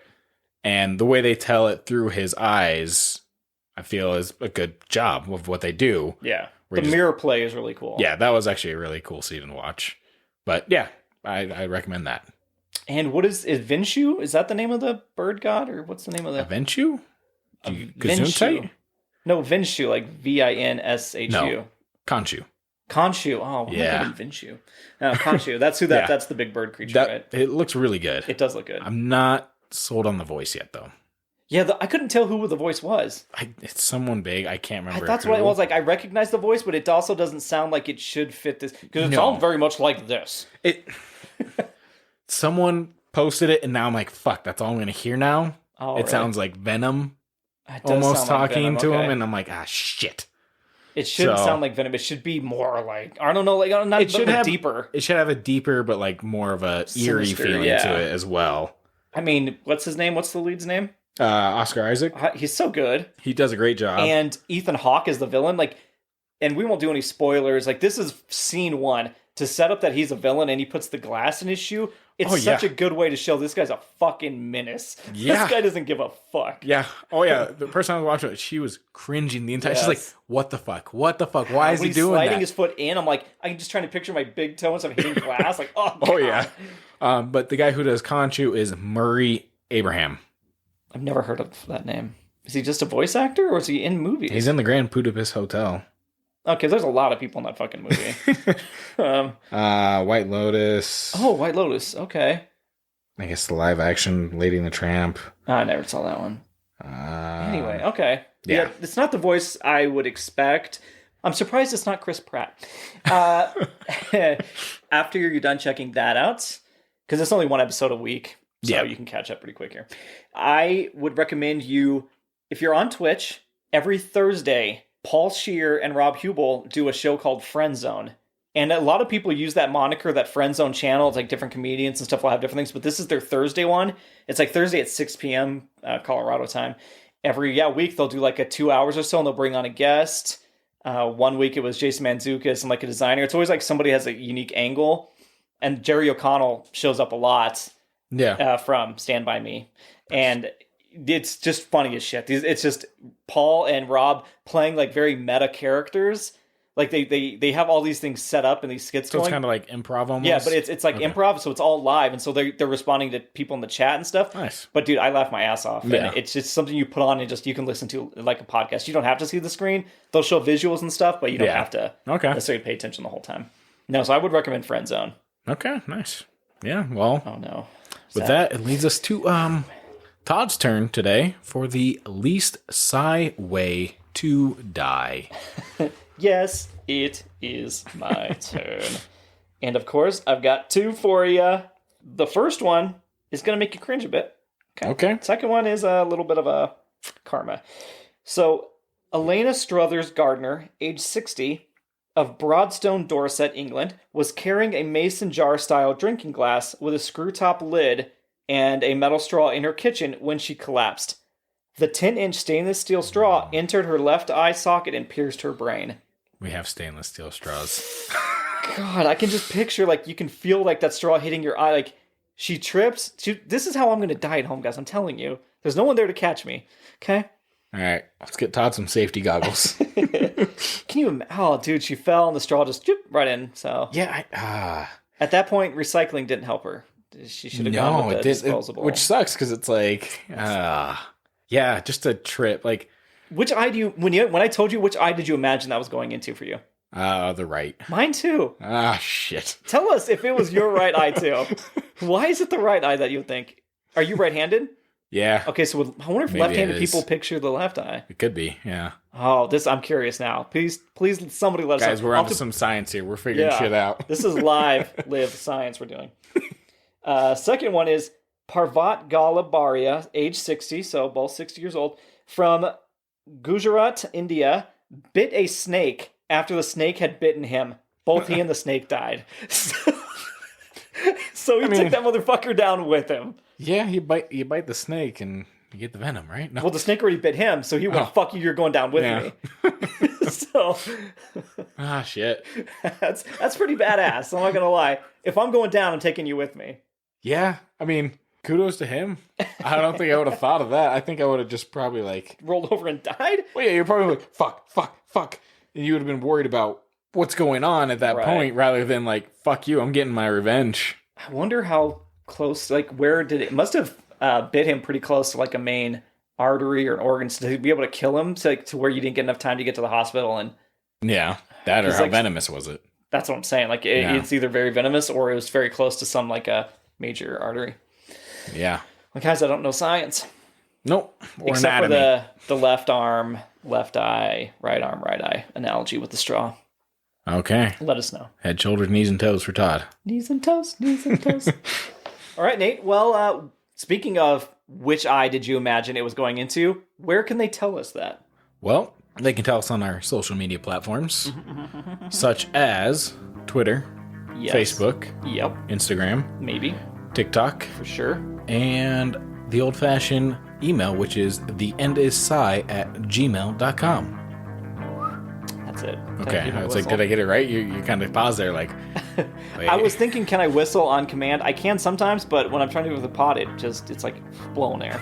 So that was me thinking, can I whistle? I tried to whistle, it was very weak, and I moved along. All right, fair enough. Only the most exciting things for our audience. And also, while you're there, while you're going through the social media, go over to the iTunes that you're listening to or Spotify and give us a rating. Please. While you're there. Yeah. So ratings on Spotify, top of our page area on the left. Yep. iTunes. You just go scroll down on the episode page or the main bio page.